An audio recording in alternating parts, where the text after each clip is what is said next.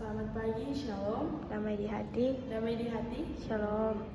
Saudara-saudara yang dikasihi dan yang diberkati oleh Tuhan kita Yesus Kristus, sebelum kita membaca serta merenungkan berita firman Tuhan, mari kita meminta penerangan Roh Kudus lewat doa. Kita berdoa.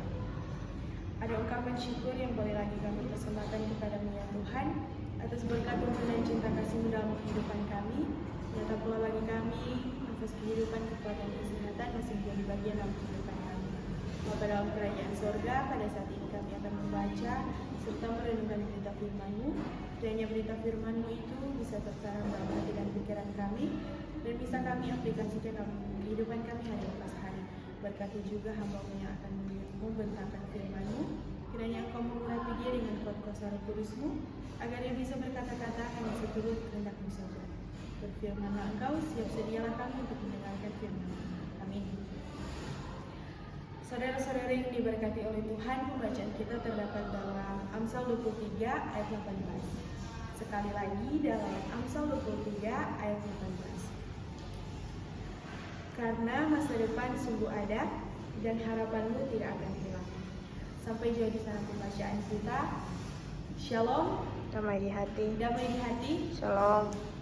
Saudara-saudara yang dikasihi dan yang diberkati oleh Tuhan kita Yesus Kristus, puji syukur kita persembahkan kepada Tuhan yang terus memberkati orang berperjalanan kehidupan, yang terus memberikan orang nafas kehidupan, kebahagiaan, serta terus memberkati orang kehidupan, nafas kehidupan, umur panjang, sehingga orang masih ada di sini. Itu semua berkat tuntunan kasih Tuhan.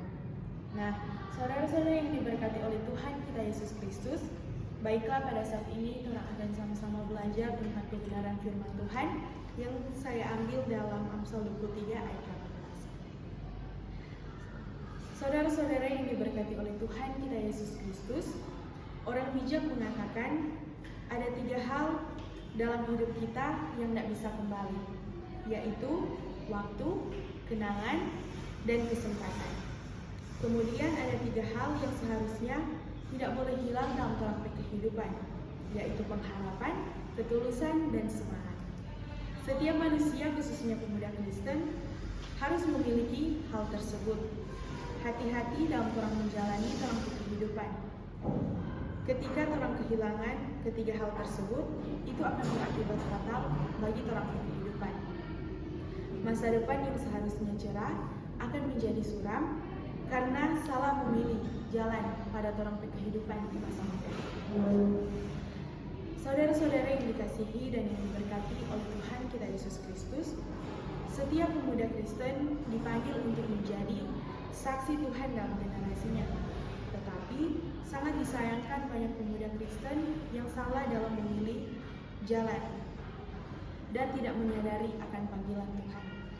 Contohnya, kalau ada ibadah pemuda hari Sabtu, banyak pemuda-pemuda Kristen yang hanya memilih pergi di kafe banongki, bamalming di dorang ke taman-taman daripada dorang mau beribadah memuji bahkan memuliakan akan kebesaran nama Tuhan. Pemuda yang seharusnya menjadi teladan malah hidup sebaliknya, menjadi penyebab atau sumber masalah.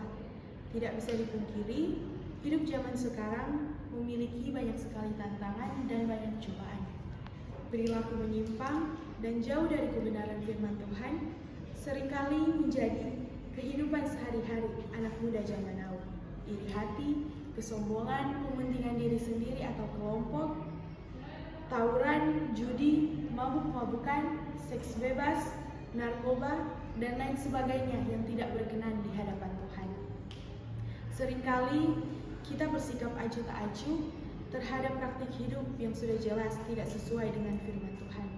Hasilnya, tentu saja tidak jauh dari kegagalan, penyakit, pernikahan dini, dan hal-hal lainnya yang pada akhirnya membuat orang sendiri menyesal dengan hal yang sudah orang bikin. Karena itu, lakukanlah hal-hal yang berkenan kepada Tuhan. Pikir dulu dengan matang-matang sebelum orang melakukan hal tersebut. Jangan sampai orang sebagai pemuda Kristen mencerminkan hal-hal yang tidak berkenan di hadapan Tuhan. Karena itulah, sebagai pemuda Kristen, orang harus berani tampil beda. hidup dan berakar di dalam Kristus untuk menyambut orang masa depan yang penuh dengan pengharapan, ketulusan, dan semangat. Dengan hidup sesuai dengan firman Tuhan, tidak ada alasan untuk orang khawatir dengan orang masa depan. Teruslah berjalan karena Tuhan yang akan terus menyertai dalam perjalanan kehidupan.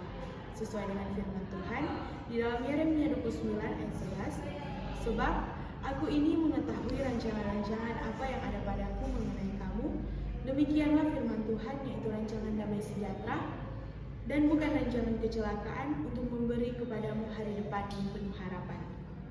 Dari pembacaan tersebut, ada 5 hal yang dapat orang lakukan untuk menyambut orang masa depan yang sudah Tuhan rencanakan, yaitu yang pertama, berpikir. Maksudnya, jangan melakukan sesuatu sebelum berpikir dengan matang. Yang kedua itu bertindak. Maksudnya, melakukan sesuatu yang telah orang pikir dengan matang. Yang ketiga itu kebiasaan. Maksudnya, orang akan terbiasa dengan berpikir dulu, baru bertindak. Yang keempat adalah karakter. Maksudnya, akan menunjukkan orang sifat ketika orang sudah melakukan ini, berpikir, bertindak dengan orang karakter yang akan melihat orang, kebiasaan yang akan melihat orang karakter. Yang kelima itu adalah nasib. Maksudnya ini, nasib akan pada keempat cara di atas itu yang akan menentukan orang masa depan atau orang bernasib. Nah, untuk mengakhiri khotbah ini saya memiliki sebuah ilustrasi. Jika sebuah telur dipecahkan oleh kekuatan dari luar, maka kehidupan di dalam telur akan berakhir. Tetapi ketika telur dipecahkan oleh kekuatan dari dalam, maka kehidupan baru akan dimulai. Begitupun dengan orang bermasa depan. Untuk mencapai semuanya itu dimulai dari orang diri sendiri, bukan dari orang lain. Karena hal-hal besar dimulai dari orang diri sendiri. Jangan menunggu hal-hal besar terjadi untuk dimulai. Nah, saudara-saudara yang diberkati oleh Tuhan kita Yesus Kristus, Tuhan tidak pernah menjanjikan bahwa langit selalu biru, bunga selalu mekar, dan mentari selalu bersinar. Tetapi ketahuilah bahwa Tuhan selalu memberi pelangi di setiap badai, senyum di setiap air mata, berkat di setiap cobaan, dan jawaban di setiap doa. Jangan pernah menyerah, dan marilah kita sambut masa depan ini dalam tangan Tuhan dengan penuh pengharapan, ketulusan, dan semangat. Semoga hari ini dan esok penuh dengan berkat. Terpujilah nama Tuhan. Amin.